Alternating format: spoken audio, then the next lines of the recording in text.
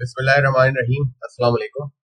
Lecture 32 में हमने BCD to 7 segment decoder को थोड़ा सा देखा था और जो टोन केयर कंडीशंस आती हैं आपके के मैथ में वो किस तरीके से यूजफुल होती हैं और किस तरीके से हम उसकी ग्रुपिंग उसको अपने वंस के ग्रुप में या जीरो के ग्रुप में ऐड करके कैसे अपने एक्सप्रेशन को और ज्यादा ऑप्टिमाइज कर सकते हैं। तो एग्जाम्पल हमने देखी थी BCD टू 7 सेगमेंट डिकोडर की और सेगमेंट ए के लिए हमने एक छोटी सी एक्सरसाइज भी की थी और इसका एक्सप्रेशन बनाया था।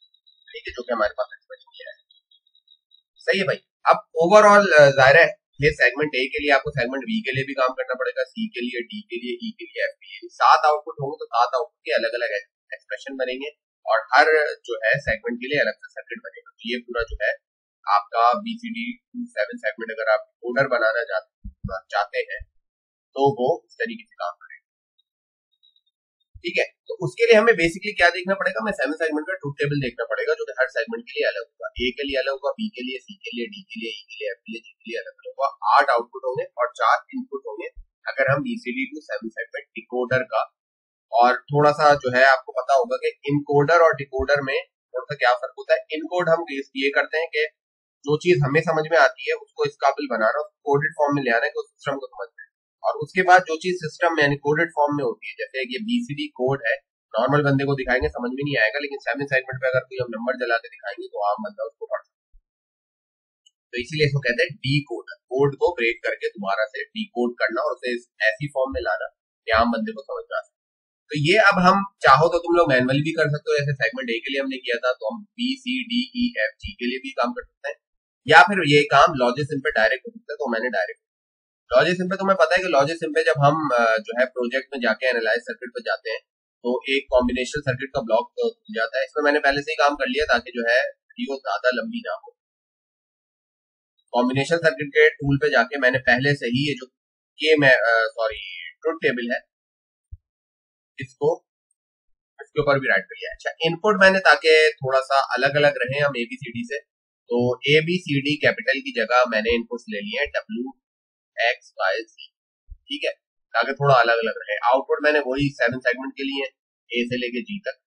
तुम लोग खुद भी करके देखना, कोई बात समझ में नहीं आ रही तो कमेंट में पूछ लेना। उसके बाद टेबल मैंने पूरा डिजाइन किया, यानी ये जो टेबल है अब मेरे सामने, मैंने वही टेबल कर लिया। और 9 तक जो है मैंने टेबल को फॉलो किया। उसके बाद 10 से लेके 15 तक जो बाकी 6 हमारे इनपुट्स होते हैं वहां पे मैंने सारे आउटपुट क्या कर दिया टोटल। अब यहाँ पे एक बड़ा अच्छा होता है कि ये हर सेगमेंट की एक्सप्रेशन आपको अलग से बता सकता है। ठीक है भाई, और आप इसका के मैप भी देख सकते हैं।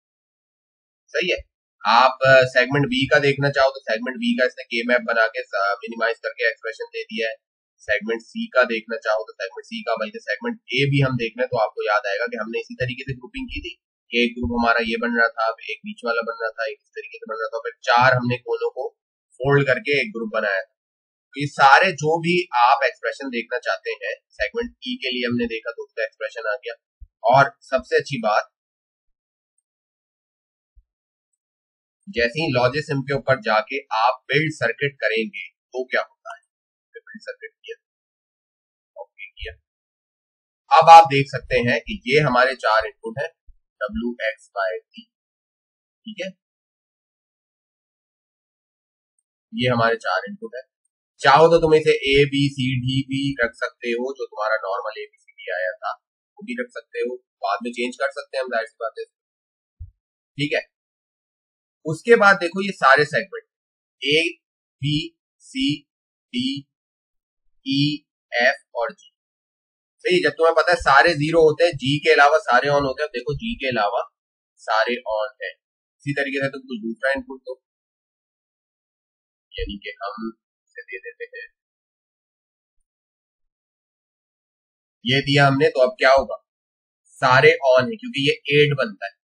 ठीक है, तो सारे ऑन हो गए। सही है, अगर हम 1 दें तो 1 में क्या होता है, B और C ऑन होते हैं, बाकी सारे ऑफ। तो ये पूरा का पूरा 7 सेगमेंट का जो ओवरऑल सर्किट है हर सेगमेंट के लिए वो आपने बना दिया। ये पूरा का पूरा 7 सेगमेंट डिकोडर डिजाइन हो गया है लॉजिसिम पे डायरेक्टली। वैसे अगर आप करते तो बड़ा लंबा काम आपको करना पड़ता, और मजे की बात ये कि आप हर सेगमेंट का अलग से के मैप भी देख सकते हैं, हर सेगमेंट का एक्सप्रेशन भी देख सकते हैं, और उन सबको मिला के इसने पूरा एक सर्किट बना दिया है ए से लेके जी तक के सेगमेंट का।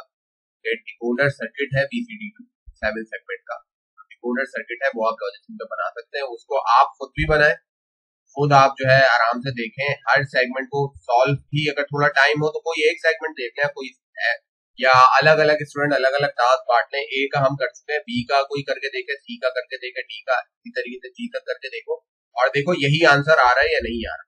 उसके बाद खुद से भी थोड़ा थोड़ा सर्किट बना के देखो, प्लस लॉजिज्म के ऊपर ये सर्किट बनाओ पूरा और सही। ठीक है भाई, तो ये एक बहुत अच्छा टूल होता है हमारा लॉजिज्म का, और बाकी भी टूल हम एक्सप्लोर करेंगे जैसे जैसे आगे चलते जाएंगे। तो आज मैंने दिखाना था कि आप BCD2 7 सेगमेंट डिकोडर पूरा का पूरा किस तरीके से डिजाइन कर सकते हो, पूरा का पूरा, या ईच सेगमेंट को हम यहाँ पे देखो ईच सेगमेंट को एनालाइज भी कर सकते हैं। सेगमेंट ए के लिए ये सर्किट बना हुआ है, ठीक है, सेगमेंट बी के लिए ये बी का सर्किट जो बना हुआ है ना, पूरा बी का सर्किट, ये सेगमेंट बी के लिए। सी का सर्किट बड़ा छोटा सा है, अगर सी हम देखो तो सी का सर्किट बहुत ही छोटा सा है, सही है, y बार प्लस z प्लस x, तो ये बड़ा छोटा सा सर्किट है। तो ये सी का सर्किट है, टी का सर्किट थोड़ा बड़ा है इसके मुकाबले में, ई का सर्किट भी तुम देख सकते हो और अलग अलग इसको एनालाइज भी कर सकते हो। ठीक है भाई, तो ये थी हमारी वीडियो, होपफुली तुम लोग को समझ में आ गई होगी। कोई क्वेश्चन हो तो तुम लोग कमेंट्स में पूछ सकते हो। Thanks for watching, next video में मिलते हैं इंशाल्लाह।